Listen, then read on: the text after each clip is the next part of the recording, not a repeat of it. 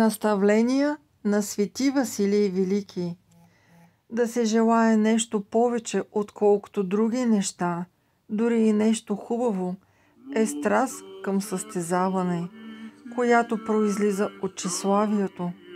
Нека такъв се подчини на апостола, който увещава и казва: ядете ли, пиете ли или нещо друго вършите, всичко за слава Божия вършете, защото състезаване, тщеславие и самоугаждане са напълно чужди за тези, които законно се подвизават с добрия подвиг. Първо трябва сам себе си да избавиш от недостатъците си и чак след това да откриваш недостатъците на другите.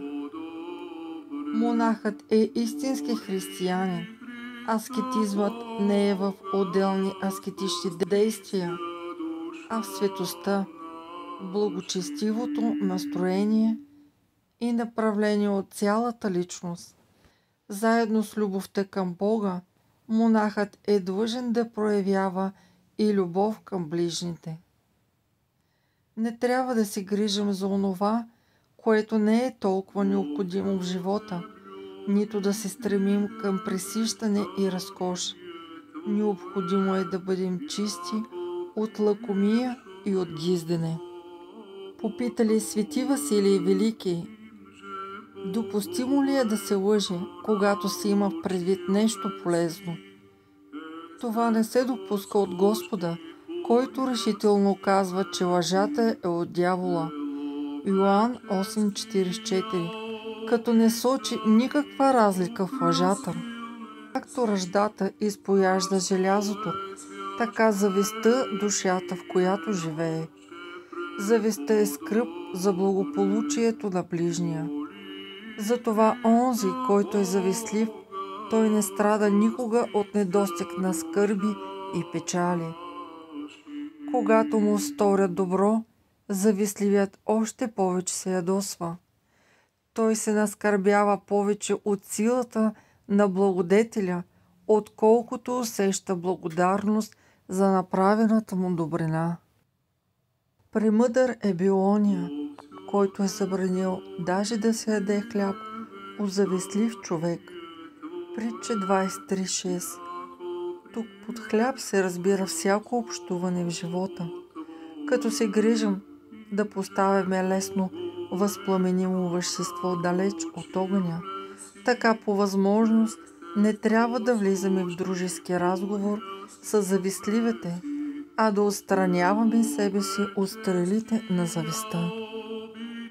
Като срещнеш човек, който обичайки да спори, стъпва в борба с тебе срещу истината и безспорното, то прекратявайки спора, отклони се от него.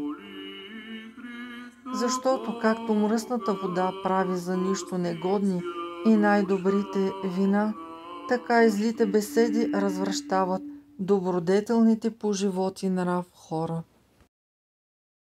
Който непрестанно празнослови в Божия храм, този не само без полза ходи, но и за вреда. Когато преразказваме житията на светиите, прославили се с благочестия, преди всичко прославяме Владиката, прославям своите раби. Постът отстранява изкушенията, укрепява подвижниците в благочестието, става съжител на трезвостта, а ражда целомъдрие в душите. Глад, суша, дъждове – това са някакви общи язви за цели градове и народи, чрез които се наказва злото, престъпило мярата. Има и още една печал непотребна, когато в съгрешилата душа се влага намерение не да поправи живота си и не да се очисти от страстите, а пагубно отчаяние. Именно тя не позволява на Каин да се покае след братоубийството, а при Юда след предателството, като му внушава отчаяние, го тласка към самоубийство. Нищо не е така свойствено за християнина, както това да бъде миротворец, за което Господ ни обещал своята величайша награда. Непристойните сънища се случват като последствия на безпорядъчни душевни движения в продължение на деня. А ако душата пребъде чиста, като размисли за Божиите наредби и непрекъснато се получава от онова, което е хубаво и угодно на Бога, тогава и сънищата ще бъдат такива. По-лесно е да измериш цялото море с малка чашка, отколкото да схванеш човешки ум, неизреченото величие на Бога. Където оскъдява любовта, там непременно на мястото й влиза ненавистта.